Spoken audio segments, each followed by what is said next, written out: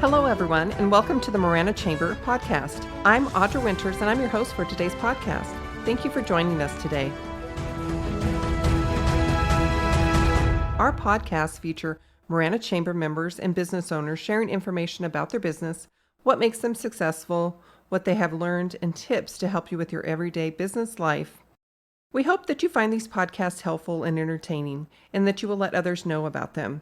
Our podcasts are being recorded and edited by Anstar Production Group.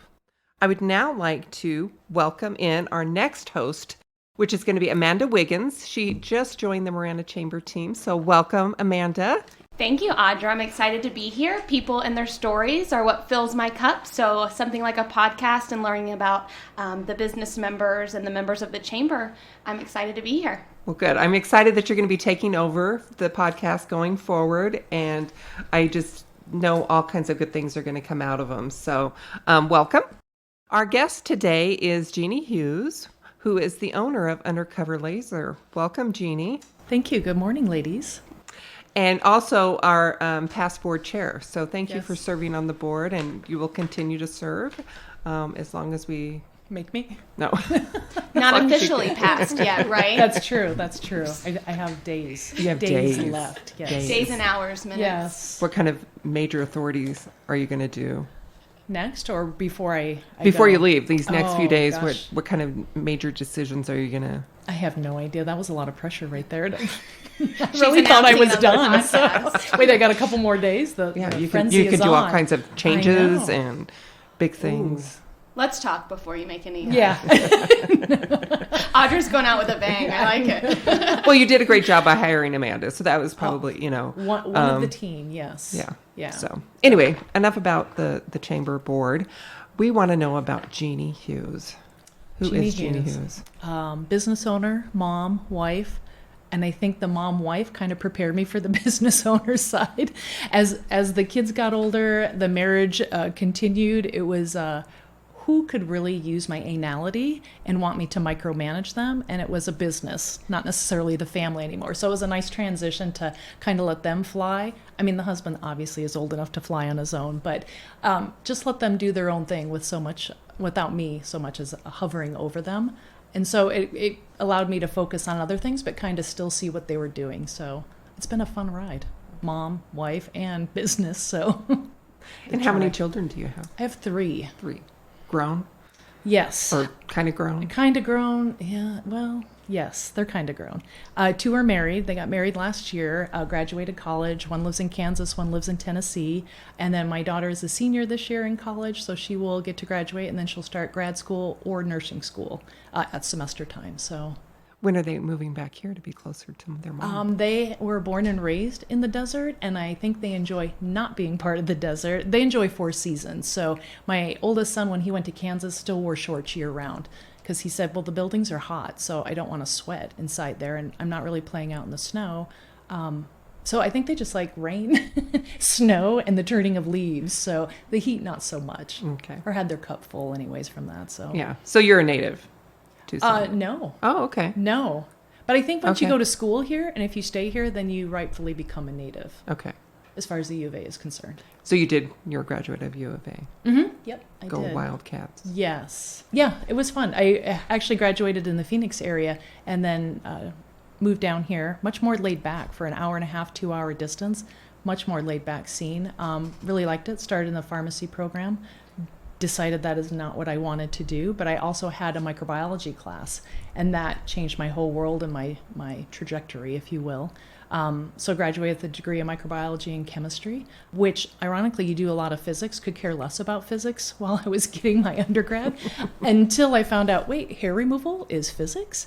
Spider veins are physics? So this, I think if they applied it to yourself, some of the sciences, that it would probably have a greater understanding and more people might be interested in it as well. So microbiology. Yes. So you're not just a pretty face, you're smarty pants too. Yes, I'm one of the few people that know poop, so Not just the emoji. Not just the emoji. Yes. There's a lot of things you can tell by things that are voluntarily given out of your body, like waste, and things that are removed, like during surgery and stuff. So, yeah. So when you were a microbiologist, which you still are, what kind of field did you do? What did you? We did bacteriology. We did mycology, which is the study of fungus, yeast, and molds. We were actually one of the bigger labs that identified valley fever. Oh. Yeah, not a lot of labs did it because I also don't think they had a lot of education in it. So the U of A actually at the time had a huge microbiology program that was world renowned. So really great professors. So our lab actually hired a lot of U of A grads. So it was almost like just being back in school with your lab partners again, because everyone kind of had the similar background. So if you were stumped, somebody could step in and help you. Like, oh, don't you remember we used to do this? And you can just go on from there to isolate and identify things. So you worked at the U of A? Or was it research-wise? Your... Yes. And then I did clinical. I moved to, it was under Northwest Hospital, but it was an independent lab that Northwest Hospital contracted. And then they eventually took us under their umbrella. They wanted to keep us. Exciting. Yeah, it was. Actually, I really enjoyed the clinical side much more than the research side. So I bet. Yeah, because it was different every day. So microbiology, and now you are owner of Undercover Laser. Yes. So tell us about your Undercover Laser business. We are a cosmetic laser business. And for some people, they don't really know what that means other than it's lasers. But for most people, I think that they know someone or know something about laser hair removal. And that's probably like the gateway into cosmetic lasers. They know something about it. They can understand it a little bit, and then they can relate any of our other treatments to that. So yeah, definitely gateway with laser hair removal. And then from there, we can do anti-aging, body contouring, LED if laser is a little too intense and jarring for you, which it isn't, but for some people it's just that surpriseness that they can't relax through the treatment, then we do LED on them instead, which is anti-aging with a nap. And who doesn't like a nap? I love naps. I took a 2-hour nap yesterday. Good. Oh, I'm jealous. Good for you. Then I couldn't go to sleep last night. So now my sleep cycle's all messed up. Anyway. So Undercover Laser hair removal. How did you get into that? Were you a hairy person at one time? Yes. Actually, I don't think I've ever met anyone, TMI, that was ever more hairy than myself as far as all over. So thank you, Dad, for those genes. And so I started receiving treatments. My husband actually bought me a gift certificate on the far side of town. And he's like, they seem to like kind of know the best about what they were doing. So I went in having a little bit of science background. If I'm a little nervous or unsure about what's going on, I feel like if I can ask you questions and you can answer them, it'll automatically put me at ease. And then we can build upon that from there. So I don't know if I intimidated the young lady that was helping me or she thought I was spying on her. It was just fear. It was just coming from a place of fear. The treatments were fine, but I felt like things could have been done better. So I had started, once again, TMI, on my upper lip, had always had little heat blisters post-treatment. And I kept asking her, she would ask me every time I came in, how was your last treatment? Do you have any questions or concerns? Which is typical. You should ask that when a client returns. And so I would tell her, but no adjustments were ever made. So I'm thinking, well, why are you asking me if you're not going to do anything about it? It was in the manual. It probably was, like just following protocol, which every place does have those. So I thought that's just interesting. The results were good. I just felt like, I would call it customer service on the back end, wasn't as good. So I felt safe having her do the treatments. I didn't have any negatives, like the little heat blistering went away within 45 minutes. Maybe that was part of, maybe like if you didn't get it, then she might be concerned. Maybe. We had some interesting talks about other things, so it just made me question if this was her love. And that's okay if it's not, but I thought, blister, help? No? Okay. You don't want to Next do that. topic. Yeah, we'll move on. So I'm a little analytical in that sense. So I just started looking it up, like, what do you need to do? How do you get certified? Is there a school in town? So I actually had started researching schools to go to. And my husband said, I knew you were going to do this. I knew that, like, just starting you on treatments was going to put you on a road for this. I'm like, well, then you know me better than I know me, because I just wanted the hair gone. That's all I was looking for. So found a school in Phoenix, and they had some really good reviews, and all the schools do. But what I liked about theirs is everybody from a newbie who had no experience all the way to world-class plastic surgeons had nice details to give about their positive experience. So had signed up, went with them, and it was just a overwhelmingly positive experience. I would say almost life-changing, the way that their attitude and everything that they brought to not only the schooling, but how they made you feel while you were there as a student. And that was just overwhelming to me. You go to a school, you think, okay, I'm paying them to teach me, but they just went above and beyond. And I felt like everyone that was part of that class was family to them, and they still reach out to me to this day. So just an amazing experience. So when you have that, now I have to do something with that. And so had worked up there for a little bit. The commute from Phoenix, even Central Phoenix, was a bit much with kids in school. So they actually helped me set up my business down here, telling me how I should set it up, how I should go about strategizing to get people. And the first thing that they said was start with hair removal, because that's the gateway from which everyone comes, because they know something about it. Even if they've never received it, they know something about it, and it makes them feel a little bit comfortable. And that made me reflect on my experience of getting my first treatments done. It's like, you know what, that does put you at ease, either to ask more questions, or I can do more because I do trust that person. So Jeanie, what did that experience personally, and then through your education, what is it different about Undercover Laser, and what can your clients expect coming in? I enjoy questions, and I have our office set up in such a way that it is designed to be more relaxing. It's not a unwelcoming, sterile office space where you're not greeted until your appointment time is to take you back. Like, as soon as you come in, there's coffee, water, have a seat in our little lounge area. And all my clients that are new or have had maybe not so positive an experience, even at a doctor's office, that's the first thing that they say. I love your office. It's so welcoming. So for me, that checks the first box of making it a great experience for them. But also, when I ask them, how was your last treatment? I really want to know. And a good example is when we treat the upper lip, it's very sensitive. I've had a handful of clients that actually feel it in their teeth, but no one said it. Not a negative. They're just like, it's just weird. It's like a weird vibration that comes through. And I'm like, well, thank you for telling me, because that is the things that I want to know. I don't want to know. I want to know if it's hurtful or if you had some negative from it, but even weird things like that aren't the norm. I'd never heard of that. Checked around with some of our colleagues. They've never heard of it, but I also think sometimes if you don't feel comfortable saying it, you're never going to get that information either. So we just went to putting gauze in between their lip and their teeth, and then some were like, can I just stick my tongue up there so we don't have to stick gauze up there? Eliminated it right away for them. But then I started asking everyone that I was treating with an upper lip, and I found out there was 5, and they all said I felt like I was the only one that felt that, but thank you for asking. I'm like, no, those are easy little fixes that I can do for you. So I think that makes us different, is that we're willing to take even the tiniest little thing and try to make you more comfortable. There are many choices that they have in the Tucson area. So if I can't take care of them, I'm sure somebody else will. So my first objective is to always make them feel comfortable and take care of them. Nice. Thank you. How long have you been doing this? 10 years. 10 years. I know. Actually, Roy Beagle had mentioned it. I'm like, oh my gosh, it has been 10 years. We started in 2011. Well, congratulations. Thank you. It doesn't seem like it's been that long. Like, I get excited seeing my clients every day, like, oh, I have so-and-so coming in today. So my clients are amazing people. I really enjoy seeing them every day. So because like I've gone to a couple of times and I've just called you my face lady. So what is your title? Are you an actual dermatologist? Do we have to call you doctor? Should I have been calling you Dr. No. We keep it very laid back. So I am a licensed laser technician through the state of Arizona. I don't know of any offices in Arizona or anywhere across the country that the doctor actually does the treatments. It's always a laser technician. So each state has its own regimen and requirements, and a state exam that you have to pass. So you have to go to a state approved school, whatever state you're in, and then you have to take the state exam as well. So fun. Laser technician. Laser technician. Most of my clients just call me their laser lady. And so I actually changed my license plate to laser lady because that's what everyone was referring to me as. And that's okay because everyone knew what they were talking about. So if I said, oh, I'm a cosmetic laser technician, oh, okay, that was a conversation killer. Like, that never went anywhere. Okay. Yeah, exactly. You're my mom calling me. I don't know what that means, but then if you call them laser lady, the first thing they say is, do you do hair removal? We do.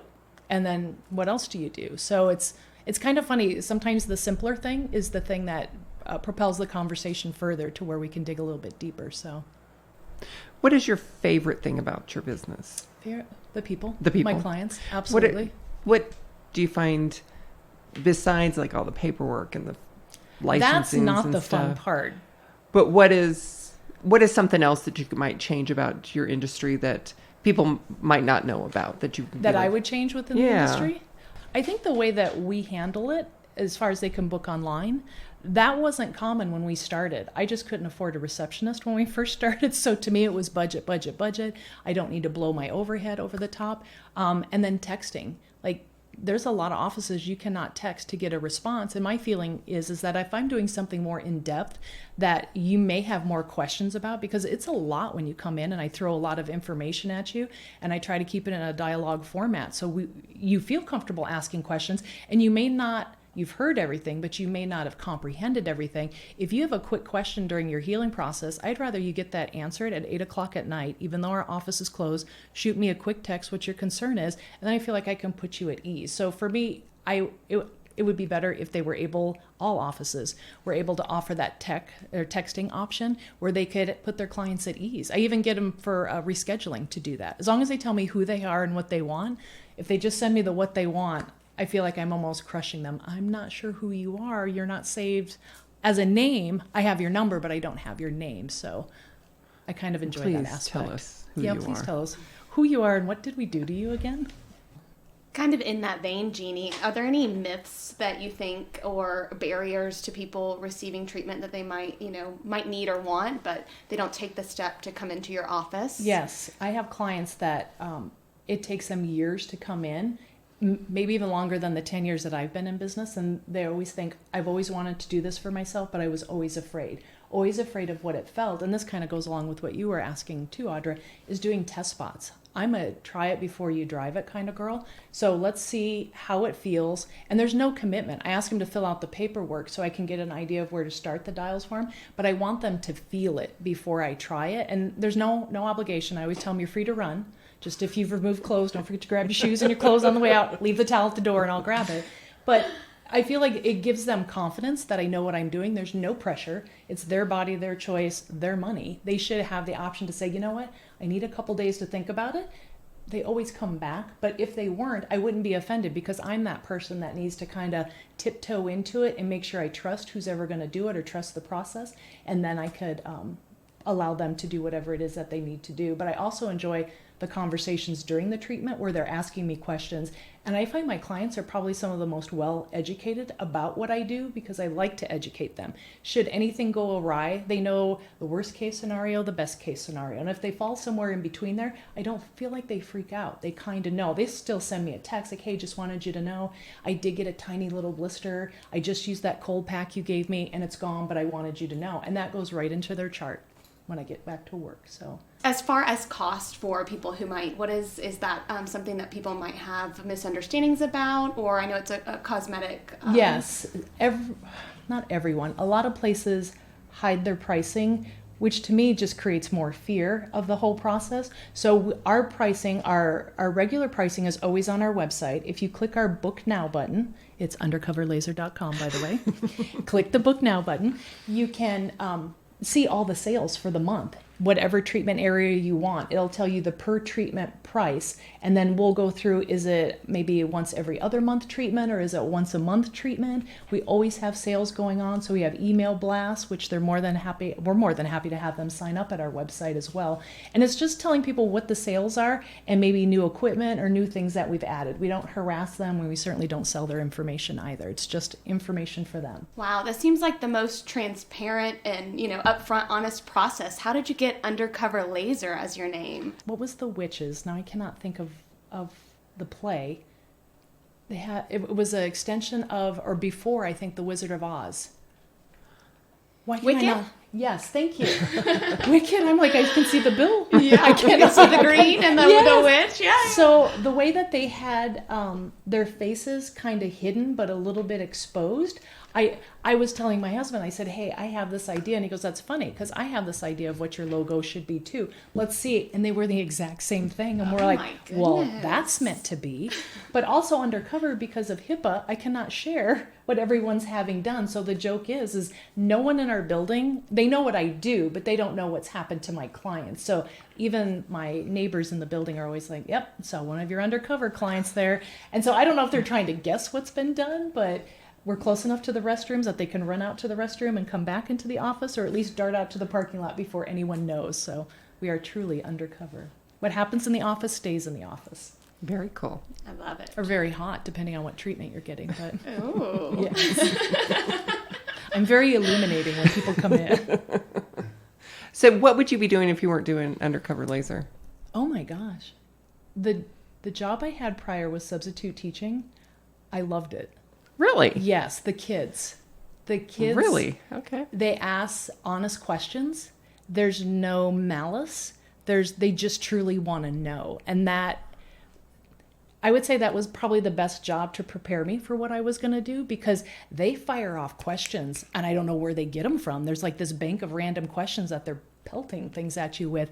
And you got really good at answering them, but they also can smell if you're lying or not being truthful to them, or just trying to evade the question. So I felt like coming into business, I had to be honest. I had to answer as far as what they were asking, because anything over that might confuse them, but that might be another conversation 10 minutes later when they're like, oh, now I totally understand what you meant, because we did the test spot. So the idea, the feeling it, now I've got more questions. So I think elementary school substitute teaching was by far the best pre-business experience that I could have had. That's smart. I like that. I like that. They're good. And they're smart. Kids are smart. Jeanie, what are any resources or tips that you might have for somebody who might not have thought they were going to be a business owner, but life has twisted and turned and turned out to where they might want to be? So I felt like I was very good in the science realm of how lasers work. I can work on my own equipment, get them back up should something happen. I understand how they work. Thank you, physics. The one thing that I felt starting business that I was lacking was business acumen. I've never ran a business. I ran a family. I mean, they're very good at giving you feedback if they don't like what you're doing, but a client may not come back, and then you're kind of left wondering what happened. So I actually feel, even though it was very intimidating and uncomfortable for me to initially step out of my comfort zone, to go to business networking events like the Marana Chamber of Commerce, even if there's not someone that does exactly what I do, there's always someone there that has had a business experience that I feel like everyone can share. And with the Marana Chamber, everyone's willing to share. They're very personable. But I truly think the networking is not having any business classes either. I feel like the networking and going to the breakfasts and just having those resources available, because you don't know what you don't know. And it comes at you in little bits. And I feel like there's opportunities through chambers to get those answers for things, and from other people, some live instances as well.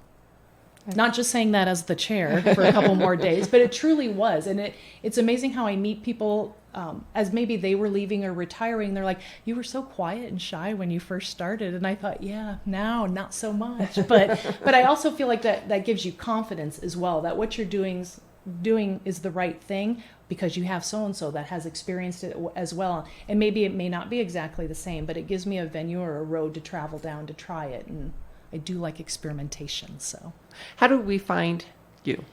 We have a website, undercoverlaser.com. You can book from that as well. Our phone number is 520-975-9089. You can email us. The easiest one is undercoverlaser@gmail.com. All that is on our website as well. So undercoverlaser.com would be the source to go to for all that. We're on Facebook, Instagram, Twitter.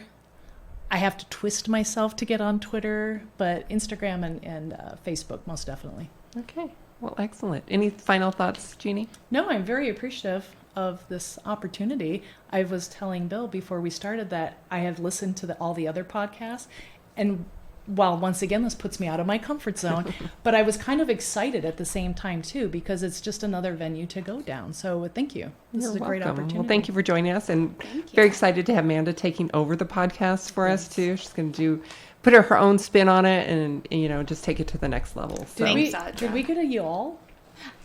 There probably was a y'all in there. There should be more. You should pepper them in, I feel. So. I'm from Florida prior to being in Arizona and Marana, so I'm working with that y'all. I think it's a good fit to bring it in, though, too. I think so too. I It's like very it. friendly, Yeah. very personable. I think and- this goes back to what you were saying. This community is willing to help you and include you, Yes. and whether that's in business or with the associations or Yeah. life or personal life, that's something that I've quickly fallen in love here, and so excited to be here. And people like you make this place really unique and special. So, All right. Well, Jeanie Hughes, Undercover Laser, thanks for being our guest. Thank you to Anstar Production Group for editing and recording this, making us sound good. And again, thank you all for listening. Appreciate your support. Please remember to shop local and spin big, and of course, be kind to one another. Take care. Bye.